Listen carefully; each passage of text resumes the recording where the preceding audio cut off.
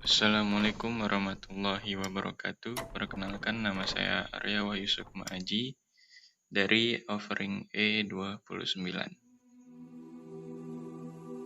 Korupsi dan upaya pemberantasannya dalam perspektif Islam.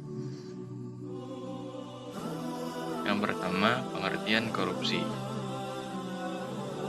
Korupsi berasal dari bahasa Latin corrumpere, corruptio, corruptus, yang selanjutnya diadopsi dalam bahasa Inggris menjadi corruption, yang berarti jahat, rusak, dan curang.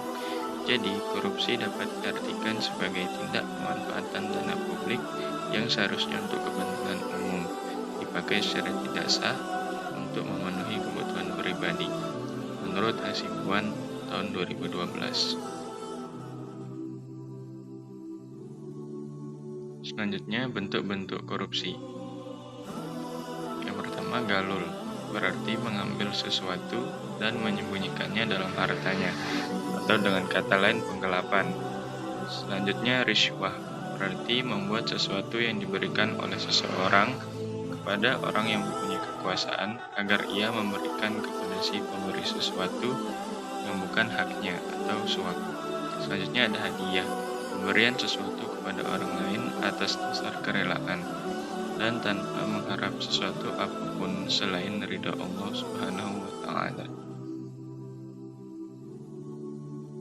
Selanjutnya, syarikoh berasal dari bahasa Arab, yakni syaraka yasriku, yang berarti mencuri, yang mana tindakan mencuri sangat dilarang keras dalam agama Islam.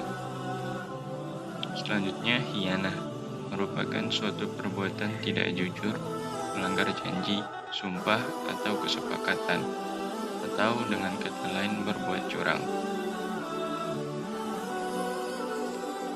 Selanjutnya, hukum korupsi dalam pandangan Islam. Dalam Al-Quran surah An-Nur ayat 38, Allah berfirman yang artinya, laki-laki yang mencuri dan perempuan yang mencuri, potonglah tangan keduanya sebagai pembalasan bagi apa yang mereka kerjakan, dan sebagai siksaan dari Allah. Dan Allah Maha Berkuasa lagi Maha Bijaksana. Quran surah An-Nur ayat 38. Selanjutnya, motif-motif korupsi. Pertama, motif internal. Itu dapat berbentuk sikap terlalu mencintai harta, sikap tamak dan serakah, sikap hidup konsumtif dan hedonis, pemahaman agama yang dangkal serta terbatas, kemudian hilangnya nilai kejujuran yang dimiliki.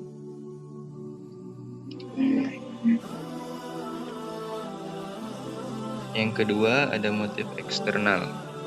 Itu berupa adanya sebuah kesempatan yang disertai dengan sistem yang rapuh, faktor kebudayaan, pengaruh kebiasaan dan kebersamaan, serta aparat penegak hukum yang masih lemah.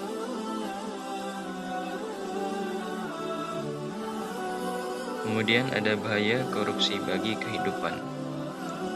Bagi individu, secara perlahan dapat merusak diri yang menuntun pada perbuatan-perbuatan negatif, seperti mengambil benda milik orang lain hingga kebiasaan hidup berfoya-foya.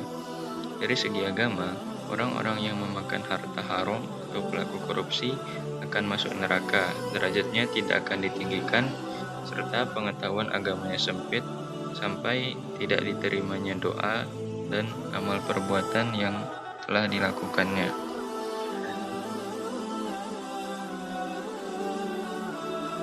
Kemudian bagi generasi muda, pemuda yang tumbuh dengan kebiasaan korupsi dapat menjadikannya pribadi yang antisosial.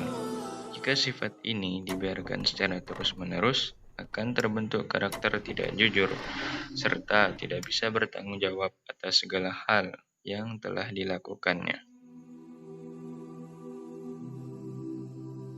Kemudian ada bahaya korupsi terhadap kehidupan bermasyarakat. Apabila kebiasaan hidup korupsi terjadi dalam kehidupan bermasyarakat, setiap individu di dalamnya yang terlibat akan mementingkan dirinya sendiri atau egois, minimnya rasa persaudaraan dan kerjasama yang ikhlas, serta adanya perbedaan yang tajam di antara kelompok dan individu.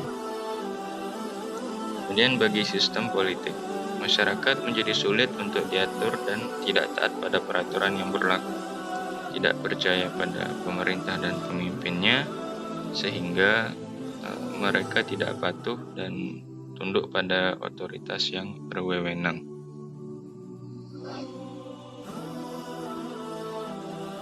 Kemudian bagi sistem birokrasi administrasi, menurunnya kualitas pelayanan yang diberikan, timbulnya keresahan di mana-mana, ketidaksejahteraan sosial, hingga kemarahan sosial.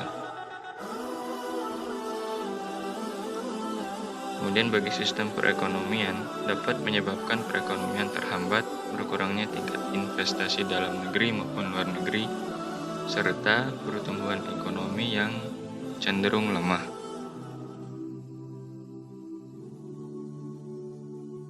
Selanjutnya ada upaya menumbuhkan budaya anti korupsi. Yang pertama, budaya anti mencontek, plagiasi, dan titip absen.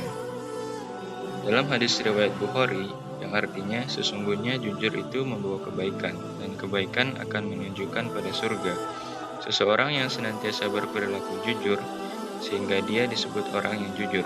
Sementara, kedustaan itu akan membawa kepada keburukan, dan keburukan akan menghantarkan kepada api neraka.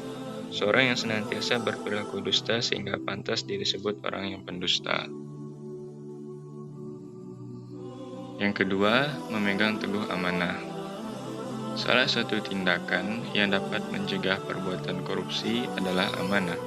Dengan menerapkan perilaku amanah, otomatis akan terbentuk sikap tanggung jawab terhadap Tuhan, orang lain, maupun diri sendiri. Terima kasih. Assalamualaikum warahmatullahi wabarakatuh.